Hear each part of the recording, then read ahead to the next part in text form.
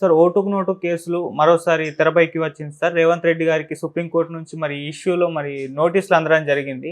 So ఎందుకు ఈ నోటీసులు ఇప్పుడు ఇచ్చారు? మరి దీని వెనుక కేసీఆర్ గారు ఉన్నారని చెప్పేసి కొన్ని న్యూస్లు రావడం చూస్తున్నాం. మరి దీనివల్ల సీఎం గారి పదవికి ఏమన్నా ఎఫెక్ట్ పడే అవకాశం ఉందా సార్? గతంలో చూసుకుంటే మనకి ఆళ్ల రామకృష్ణారెడ్డిది వీళ్ళ మీద కేసు వేశాడు. చంద్రబాబును కూడా ఛార్జ్షీట్లో యాడ్ చేయాలనేది ఆయన డిమాండ్ చేశాడు.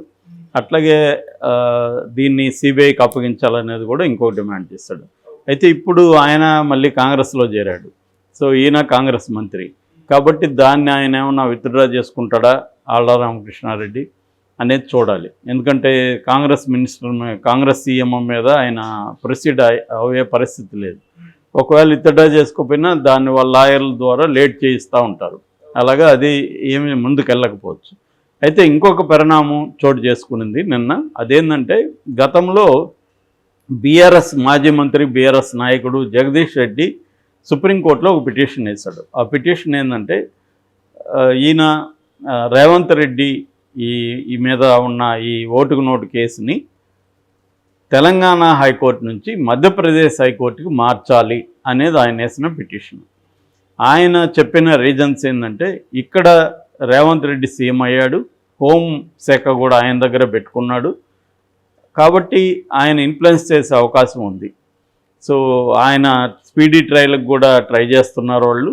సో ఈ కేసుని త్వరగా ఆయన అధికారంలో ఉన్నప్పుడే ముగిచ్చేసుకొని కొట్టించుకోవాలనే ప్లాన్లో ఉన్నాడు. కాబట్టి ఇక్కడ ఫెయిర్గా జరిగే అవకాశం లేదు.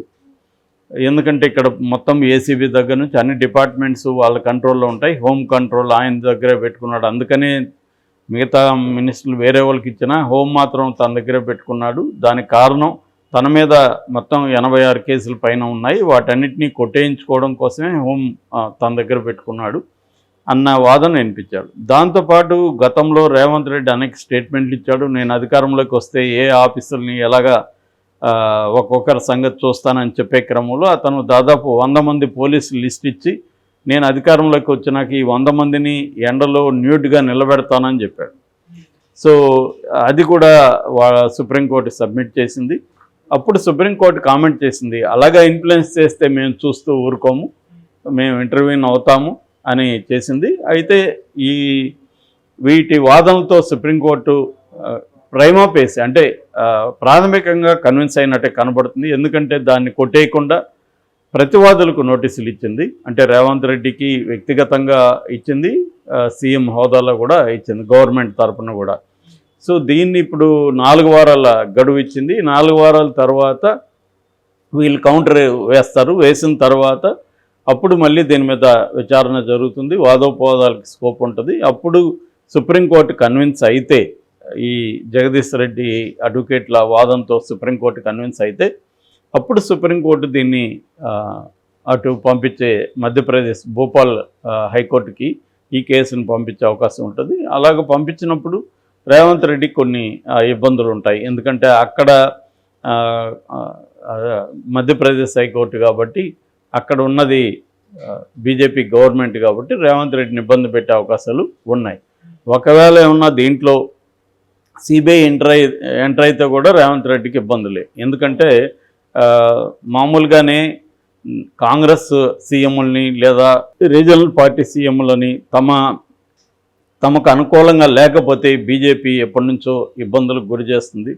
ఇప్పుడు మమత అండ్ మన స్టాలిన్ వీళ్ళిద్దరినీ ఇంకా డైరెక్ట్గా ఇబ్బంది పెట్టట్లేదు, కానీ వాళ్ళ క్యాబినెట్లో కానీ వాళ్ళ అధికారులను కానీ ఇబ్బంది పెడుతూనే ఉంది. మన బాలాజీ అనే అతన్ని మినిస్టర్ని అరెస్ట్ చేశారు, జైల్లో ఉన్నాడు ఇప్పుడు ఆయన, ఈడీ అరెస్ట్ చేసింది.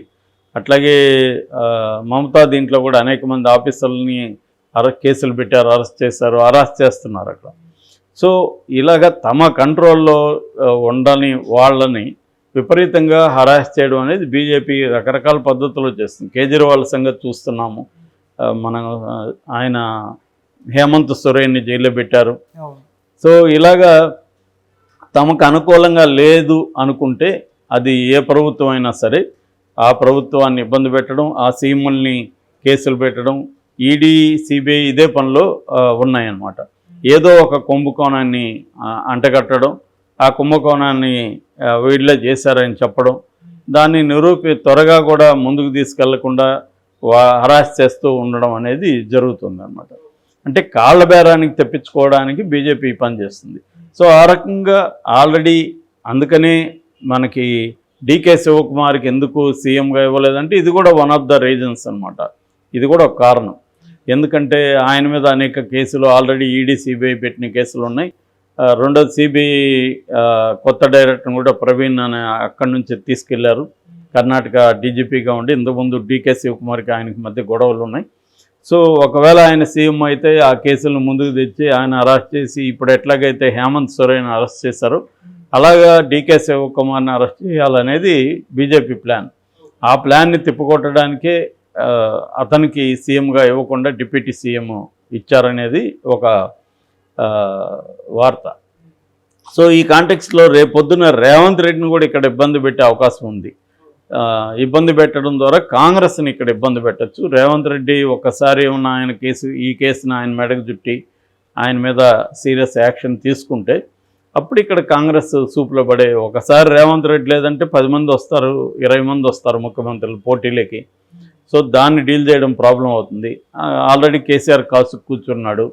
ఏమాత్రం ఇక్కడ చిన్న పగులు క్రాక్ కనబడితే దాన్ని ఆయన మొత్తంగా ఓపెన్ చేసేస్తాడు. సో ఇటువంటి ఒక కాంటెక్స్ట్లో రేవంత్ రెడ్డి ఖచ్చితంగా అది సింహాసనం అంటారు, ముళ్ళ సింహాసనం మీద కూర్చున్నట్టు అవుతుంది ఈ కేసు కానీ ఇది తేలకపోతే.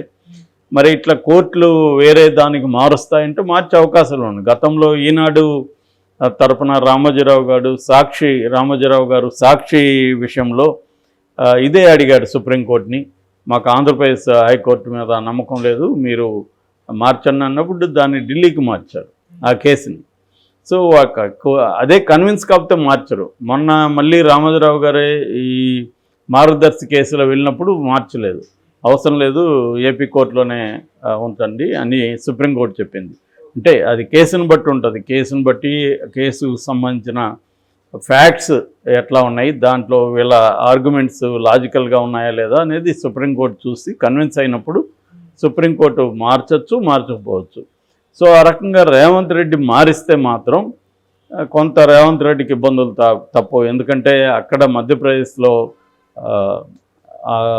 బీజేపీ గవర్నమెంట్ ఉంది కాబట్టి బీజేపీ గవర్నమెంట్ కానీ అనుకుంటే రేవంత్ రెడ్డిని ఇబ్బందుల్లో పాలు చేసే అవకాశం ఉంది. ఎందుకంటే దాంట్లో ఈడీ అండ్ సిబిఐ కూడా ఎంటర్ అయినాయనుకో అప్పుడు మనీ లాండరింగ్, ఎందుకంటే వీడియోలు అంతా అప్పుడు బయట వచ్చాయి. రేవంత్ రెడ్డి దాన్ని డీల్ చేశాడు స్టీఫెన్సన్తో, మా బాసు మిమ్మల్ని అన్నీ చూసుకుంటాడని డబ్బులంతా లెక్క కట్టిస్తున్నాడు.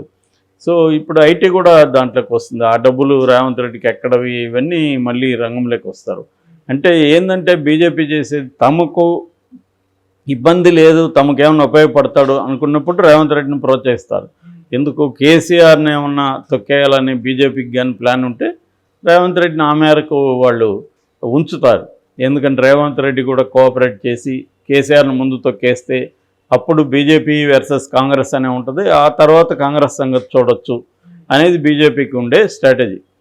సో అది కానీ ప్రయారిటీలోకి వస్తే అప్పుడు రేవంత్ రెడ్డికి ఇబ్బంది ఉండదు. అది లేకపోతే మాత్రం రేవంత్ రెడ్డికి ఇబ్బంది.